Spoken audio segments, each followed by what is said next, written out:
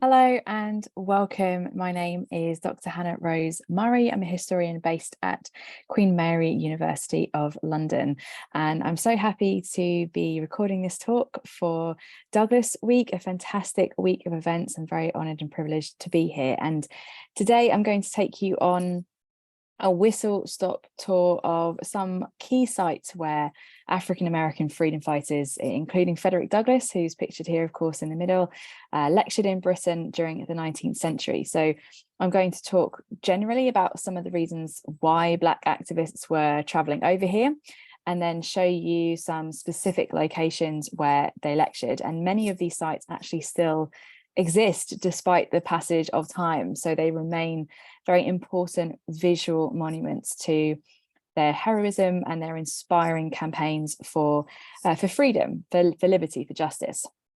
And this is, of course, very, very relevant right now as we watch Black Lives Matter protests taking place around the world. And the people that I'm going to be talking about here essentially spent their lives protesting, campaigning for equality, and in multiple ways were declaring that their Black lives mattered way back in the 19th century. And in their speeches here, Black activists emphasized an international philosophy of human rights, of Black rights, which was entirely based on sharing their testimony. And as the pioneering activist Moses Roper said as early as 1838, "You have heard the slaveholders' side of the story. Now it is time for the slaves to speak," he said. And activists like Roper recognized that chattel slavery had polluted the American landscape. And I'm using that language of pollution very deliberately, as that was a metaphor and a visual metaphor that African-American abolitionists employed quite a lot. And in 1846, Frederick Douglass said to a Liverpool audience, slavery was a cancer that was eating America's vitals. So he's essentially personifying slavery as a large monster or a disease that had quite literally woven itself into the very fabric of American institutions and also its people, choking the life from Black citizens in particular. And a few years later in Belfast, the Reverend Henry Highland Garnet described the US nation as staggering under the putrid corpse of American slavery. So from their own experiences and memories, activists like Frederick Douglass, Reverend Henry Highland Garnet, Moses Roper knew that the US had failed up to that point to live up to its own self-professed declarations of freedom. And this is the same for Britain as well in this period. The British Empire, of course, was responsible for trafficking countless people of African descent into chattel slavery. And even after abolition across the British Empire, Britain continued to profit from enslavement abroad, particularly through importing cotton and sugar and rice from the US South. But what's really fascinating is that African Americans were unafraid of pointing out that hypocrisy for Britain, British racism, British colonialism. And one of the best quotes to illustrate this is from a Black minister and activist, the Reverend Samuel Ringgold Ward, who said to one audience in 1854, "Since the Tudor times, British soil," he said, "was reddened with the blood of my race." And in this particular speech as well, he actually points to the lackluster response from the British government, who completely ignored numerous cases of Black British sailors who were docking in American ports like Charleston and Savannah, and they're actually being kidnapped and seized and sold into chattel slavery. And the British government did nothing about it. So let's step back a little bit and look at some context. So why were African Americans traveling all the way over to Britain and Ireland as well throughout the 19th century? And again, there are many reasons for this. One of the main reasons was activists were coming over here to publish their autobiographies, so-called slave narratives, which became a huge part, a pioneering part of the transatlantic anti-slavery movement. And these narratives were published all the way around Britain and Ireland. They had a phenomenal sale, and in some circumstances, again, in terms of initial sales, they were actually outselling popular Victorian authors like Lewis Carroll, for example, and a little bit later in the century, Bram Stoker. So these narratives were selling in their tens of thousands, sometimes in their hundreds of thousands, which is a phenomenal sale. Other reasons why Black freedom fighters were coming over to Britain and Ireland: they were coming over here to raise money for specific anti-slavery societies. They were coming over here to raise money to purchase their family members, particularly their children, wives, siblings, parents, from chattel slavery. And a lot of the donations that were collected in order to enact that goal, those donations were collected from working class British audiences, from children, from, of course, the aristocracy as well. But a lot of these donations were coming from working class communities, which is a really fascinating story of transatlantic history. Other reasons why Black freedom fighters were coming over to Britain and Ireland was to encourage boycotts of goods produced by enslaved labour. So I mentioned a little bit earlier about those goods coming into Britain. By the 1850s, over 85% of the cotton that was coming into ports like Liverpool, being distributed around Britain, was essentially grown by enslaved labour.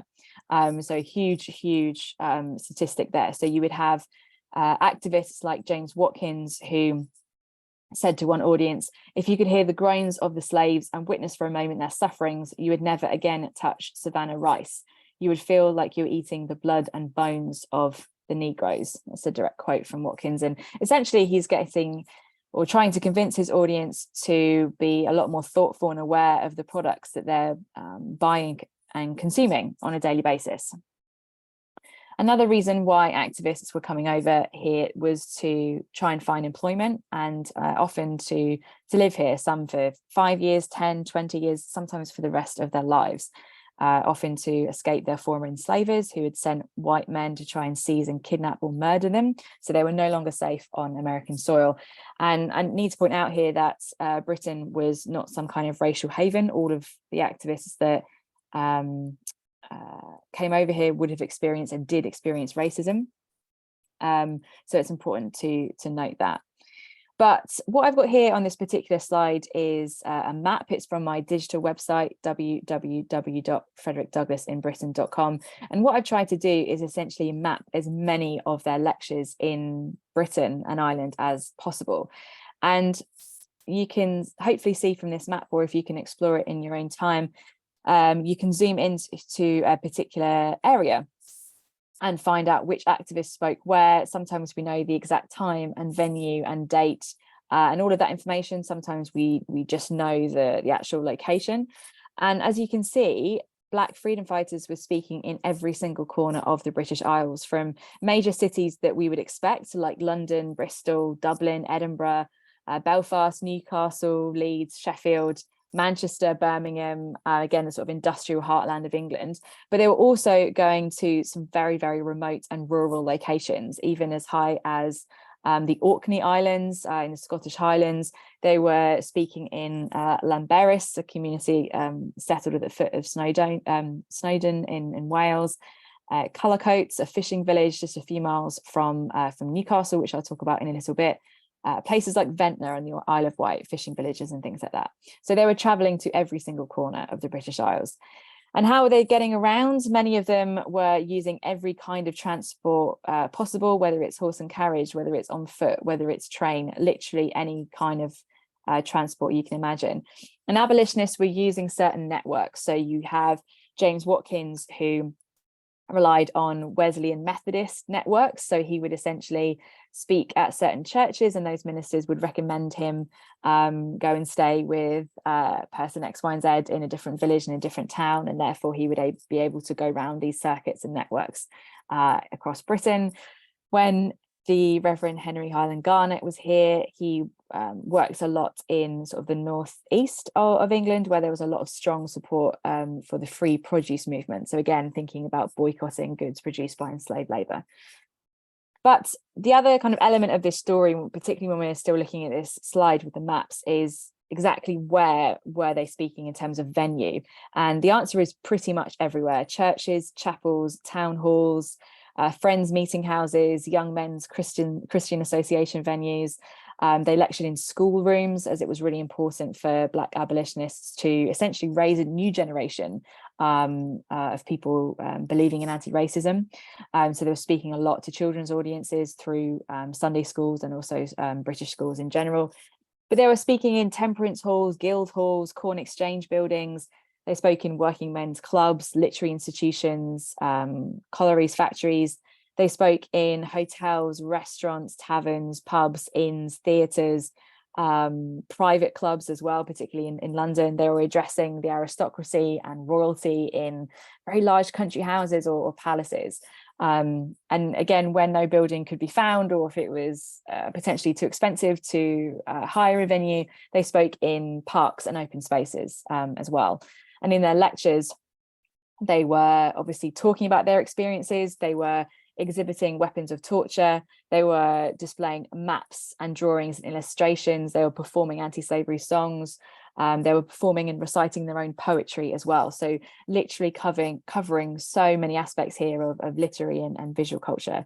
And two, is the other thing to say as well, is that at the end of these anti-slavery meetings, many of these activists were selling copies of their autobiographies, which not only funded their lecturing tours, but also, again, donations from selling those works led to the purchase of family members. But thinking about the actual sites where these activists spoke, I mean, of course, over the passage of time, many of these sites have been taken down, demolished, or even bombed during World War II in certain places, but many still survive, and they act as really important heritage sites and, as I mentioned, visual monuments to their heroism, their relentless, their extensive lecturing campaigns against chattel slavery and racism and white supremacy. And some of these sites actually are often still working churches and chapels in many areas. They're still working as town halls. Others, as you can see here, have been converted into flats and houses and restaurants and shops and pubs and hairdressers, even nightclubs. So a real range of venues.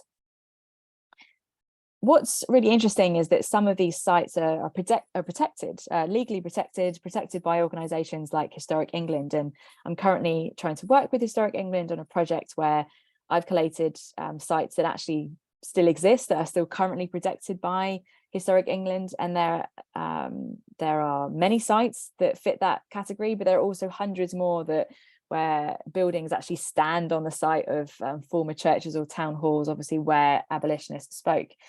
And this is a really conservative estimate, as there are some churches and chapels that I can't quite be sure. I don't necessarily have enough evidence that it's that particular church in a particular location. But as a conservative estimate, there are around 50 abolitionists that spoke in about 270 sites that are currently protected by Historic England in 44 counties across England, in 190 cities and towns, again, across England. And there are over 20 different types of venue represented, from corn exchanges to hotels and literary institutions. And activists like Frederick Douglass, Moses Roper, William and Ellen Craft, William Wells Brown, Henry Highland Garnet, Josiah Henson, James Watkins, James Cheney Thompson, William Mitchell, William Troy, Samuel Ringgold Ward, Alexander Crummell, Nathaniel Paul, Sarah Parker Remond, John Brown, James Pennington, Charles Remond, Benjamin William Brown, Jane Brown, Hallie Quinn Brown, Ida B. Wells Barnett, and Thomas Johnson are all lecturing in all of these different places. And again, this is a very conservative estimate, so it's a really interesting visual research project, and hopefully one that's going to build over the next few years. But I just wanted to show you some specific examples that are actually currently protected by Historic England. So this, what we're looking at right now, is a former Wesleyan Methodist church. It's now a pub, a Wetherspoons pub in Bodmin in Cornwall. And Moses Roper spoke here in the early 1840s. And thinking about Moses Roper as well, Moses Roper also spoke here in the early 1840s. This is a Baptist chapel that's actually still in use in Wattisham in Suffolk, a very small Baptist chapel. And here we have Moses Roper. This is the frontispiece in the beginning of his pioneering anti-slavery narrative and autobiography. This is the Polytechnic Hall in Falmouth in Cornwall. This was This is the exact same building where Henry Box Brown spoke in the mid-1850s. It's actually still now used as an arts venue with performances and lectures. So again, still very much continuing in the tradition since the 1850s. And on the right-hand side here, we've actually got a handbill of Henry Box Brown's performance, not in Falmouth, unfortunately, but in Shrewsbury. And you can see the details, the title, obviously, Henry Box Brown, and this very famous image as Henry Box Brown secured his self-liberation from US enslavement by posting himself in a box. And this image that we see here was printed on both sides of the Atlantic throughout the 1850s, is him sort of appearing out of this box. We also have the former Corn Exchange. This is now a theatre in Basingstoke in Hampshire, again protected by Historic England. This is where James Cheney Thompson spoke in 1866. And finally, we have obviously this pavilion, a very recognisable building in British society. This is in Brighton, and Josiah Henson actually lectured here in 1876. And I'll return to Henson's story a little bit later. So we've got a range of different sites, some that you will know, some that you may not, that are protected by Historic England. But let's visit some specific locations that aren't necessarily protected by Historic England, but still exist around the country. So let's focus on Dewsbury first. So this is the former Centenary Chapel in Dewsbury, and we have records of Sarah Parker Remond, pictured here on the right-hand side, and Henry Box Brown speaking here. So the chapel itself was built in 1839 to celebrate the centenary of Methodist worship in Dewsbury, and it remained a Methodist chapel until around 2007, when it changed to a Pentecostal church, and it's now known as Dewsbury Elim Church. And Sarah Parker Remond, a pioneering activist and abolitionist, she travelled over here in the late 1850s. She had great success at lecturing in England and Scotland. She travelled to Dewsbury in 1860. She spoke very passionately against chattel slavery and racism. She always talks about the sexual abuse and violence that Black women and Black girls experienced in chattel slavery. She challenged the Confederacy during the US Civil War, and she encouraged Black men to enlist in the Union Army during the Civil War as well. And I just read you an excerpt from her autobiography, which was published here in London. And she recounts her early life and struggles against racism. And she writes, "It seems important to state this, as prejudice against colour has always been the one thing above all others, which has cast its gigantic shadow over my whole life. In joy or sorrow, whether pursuing the pleasures or business of life, it has thrust itself like a huge sphinx, darkening my pathway and at times almost overwhelming the soul constantly called to meet such a conflict.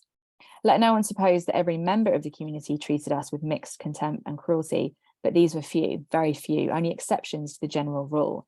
As a community, the most refined and the most vulgar treated every coloured person, so far as their personal rights were concerned, worse than criminals. In such an atmosphere, so well calculated to crush out all the finer feelings and almost to make one despair, I grew to womanhood." Very powerful statement from Sarah Parker Remond.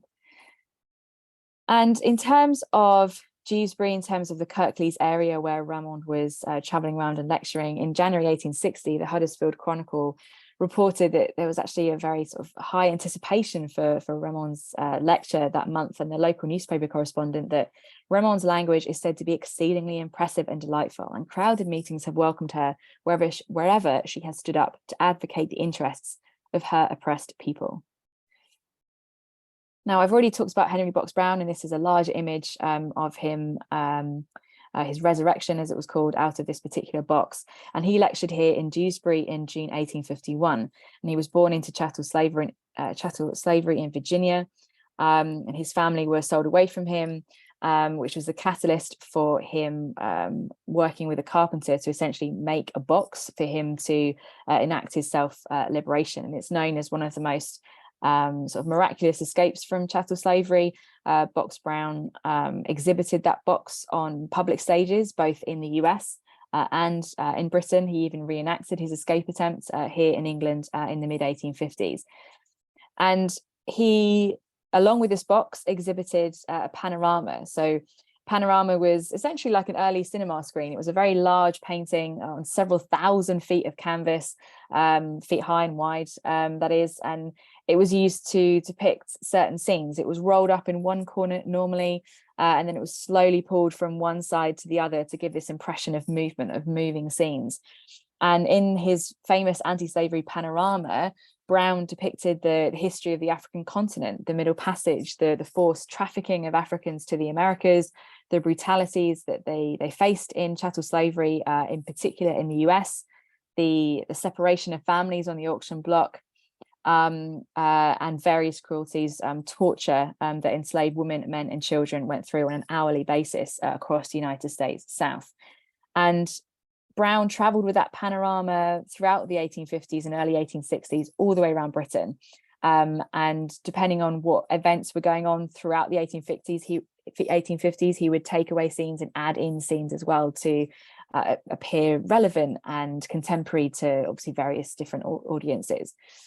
And Brown actually became an actor too on the British stage, following in the footsteps of Ira Aldridge, a very famous African-American and pioneering actor who made his debut on the London stage in 1825. Brown starts acting. He is a performer in 4 plays in Kent in 1856. And one of those plays, The Fugitive Free, was entirely based on his narrative, his autobiography, and therefore his life. And reviews in the press at the time were very, very positive. They praised Brown's performance.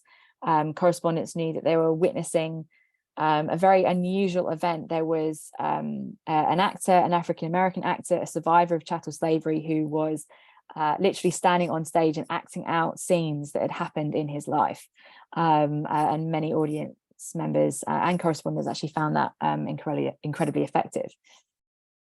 But unfortunately for the audience at Dewsbury, this particular chapel, the local newspaper correspondent reports in 1851 that Brown's lecture isn't that well attended in Dewsbury, despite the fact that this panorama is something that audiences should go and see.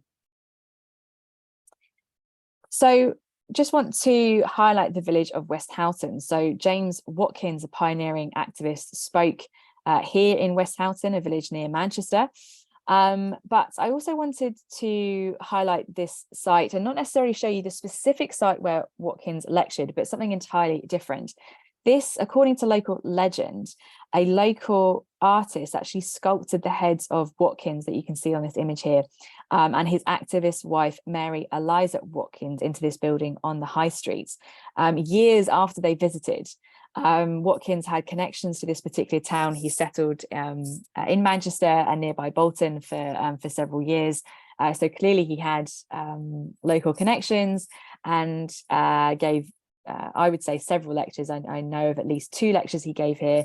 I would guess more lectures, but clearly they had such an impact on the community here, the local community at Westhoughton, that again, his head was sculpted here. And he was born into chattel slavery, into an enslavement in Maryland.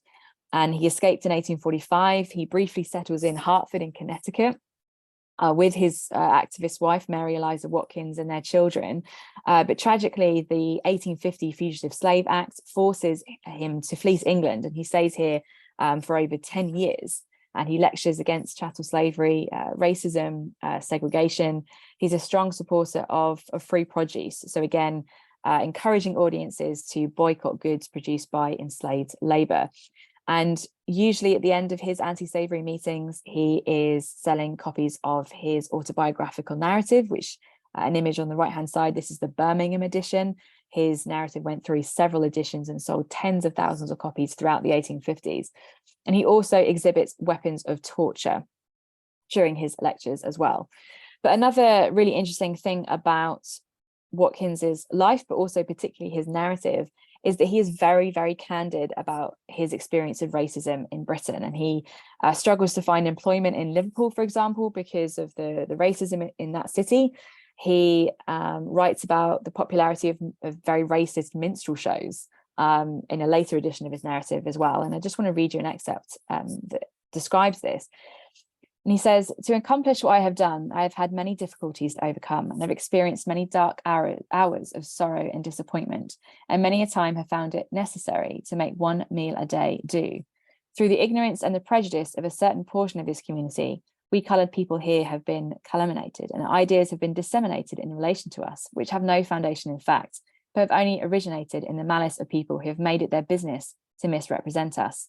We have public exhibitions in pothouses and low singing rooms of men who black their faces and perform such outlandish antics as were never seen amongst the Negroes and profess to imitate, but who in reality only caricature men of my race. Though I have for 20 years been ground down under the relentless hoof of the oppressor and have tasted the bitterest dregs of slavery, I had rather that the laws of England would send me back into bondage than that I should ever be guilty of disfiguring my face in order to bring into contempt a race of men who have been injured and wronged as have the Africans, whose woes and sorrows should excite the sympathies instead of provoking the mirth and raising the laughter of more fortunate human beings. So Watkins is very blistering there about British racism, and he's obviously completely denouncing minstrel shows that were very, very popular in Britain. Okay, moving to the next site then. So slightly further south, this is a former literary institute. This is in Manningtree in Essex. And this building is still standing. And this is where in 1855, the activist William Craft lectured here to a packed Manningtree audience. And both he and his activist wife, Ellen Craft, pictured here, were the architects of a very ingenious and inspirational escape attempt over the winter of 1848, where Ellen Craft essentially performs as a white man to enact their self-liberation. And at Manningtree in 1855, here at this venue, William Craft recounted the story of their escape. He led a very blistering speech against the evils of chattel slavery. He recounts the heartbreaking separation between himself and his sister, who after years of activist work on British soil, he painstakingly collects donations from all of these anti-slavery meetings, and he's able to purchase her freedom.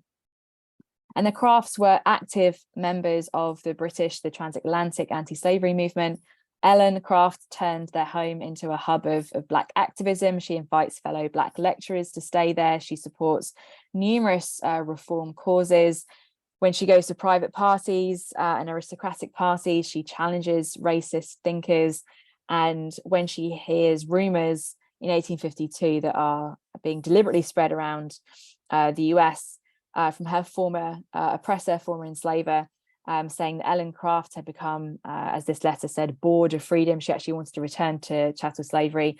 She powerfully wrote a letter to, of course, denounce that lie. And a letter that was published on both sides of the Atlantic, where she said, "I would rather starve a free woman than be a slave for the best man that ever breathed upon the American continent."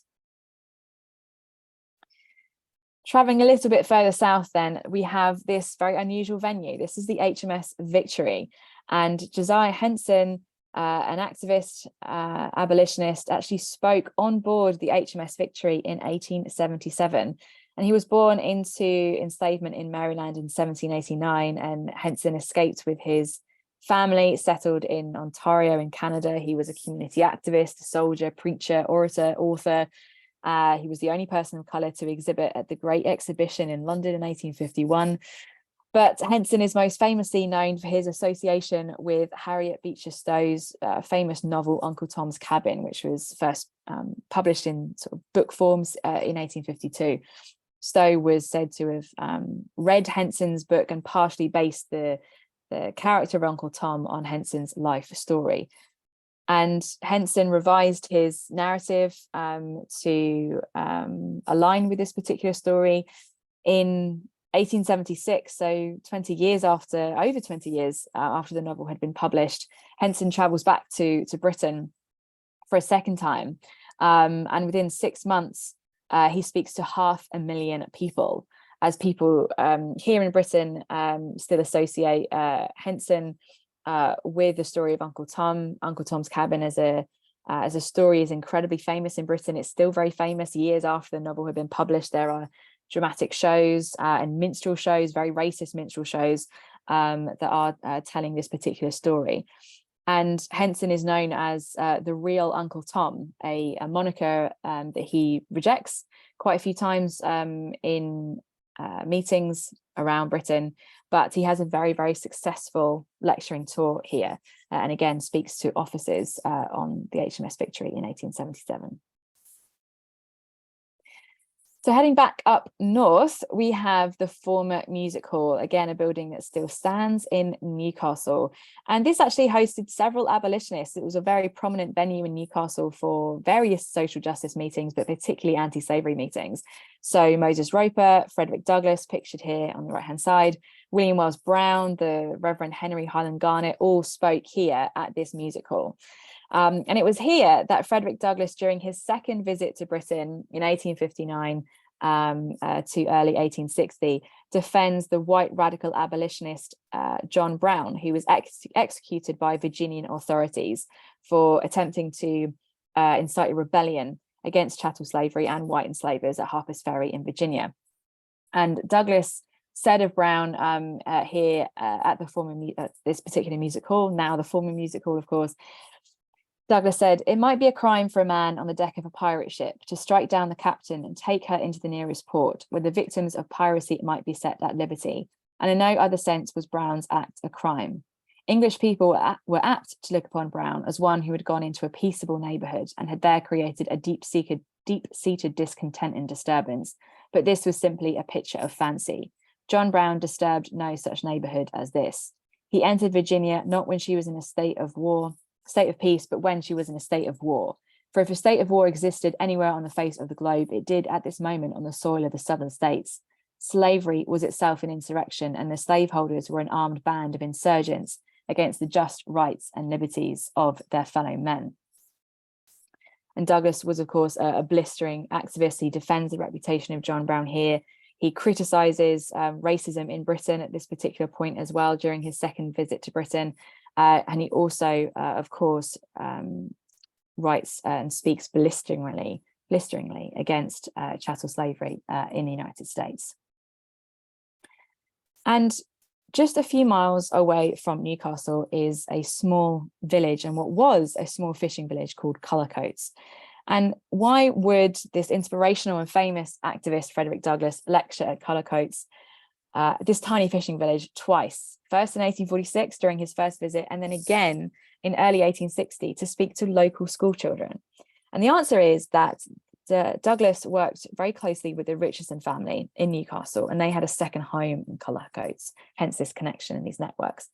And the Richardsons raised donations with Douglass's permission, of course, to legally purchase his freedom. This is during his first visit to Britain. So when he returned to the US, he is legally a free man. And Douglass spoke about this particular incident. He wrote about this particular incident as a very generous act of British philanthropy, as he called it, throughout his life. But at the time, excuse me, supporters of William Lloyd Garrison and the American Anti-Slavery Society, who Douglass was working with at the time, objected to this so-called purchase for, to them, it seemed, and I'll quote, a compromising of principle. It essentially appeared to give sanction to the idea that the human beings were property.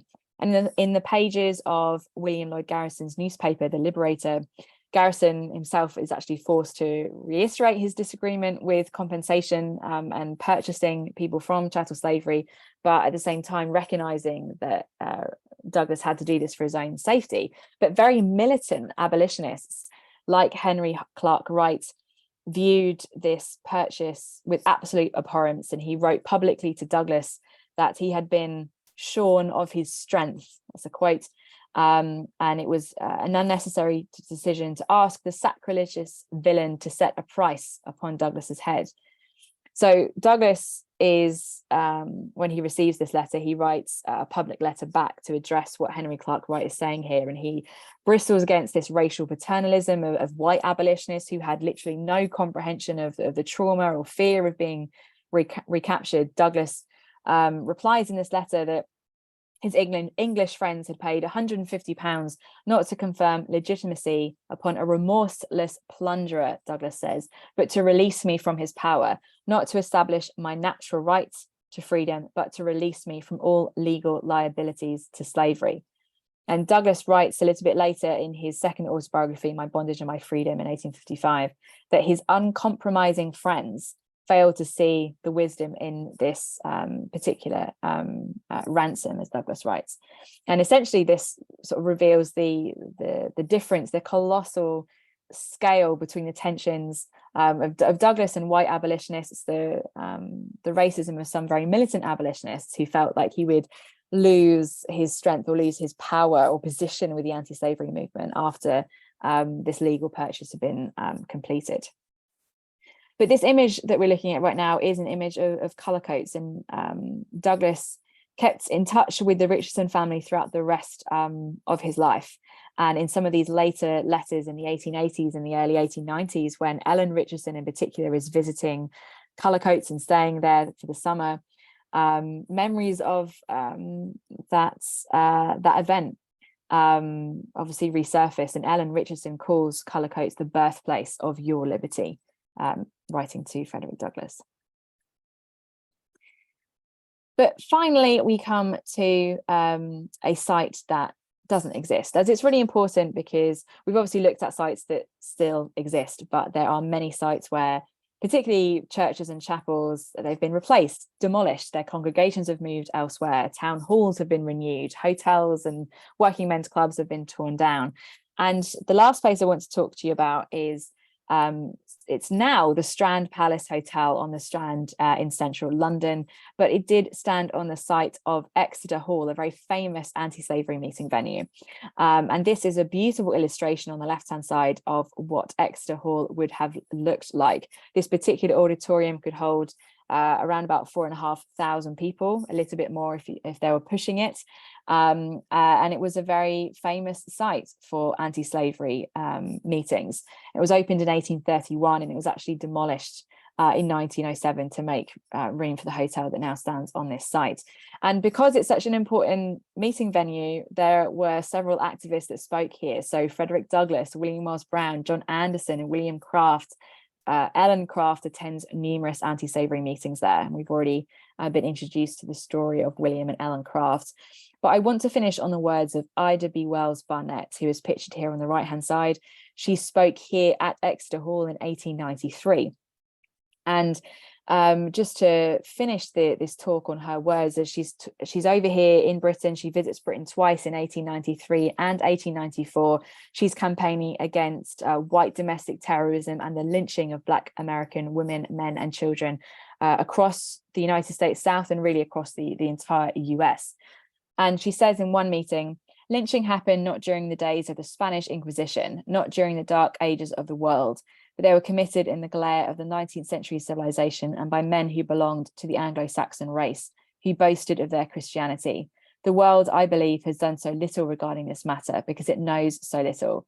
It's my mission to give to the world the Black people's side of the story.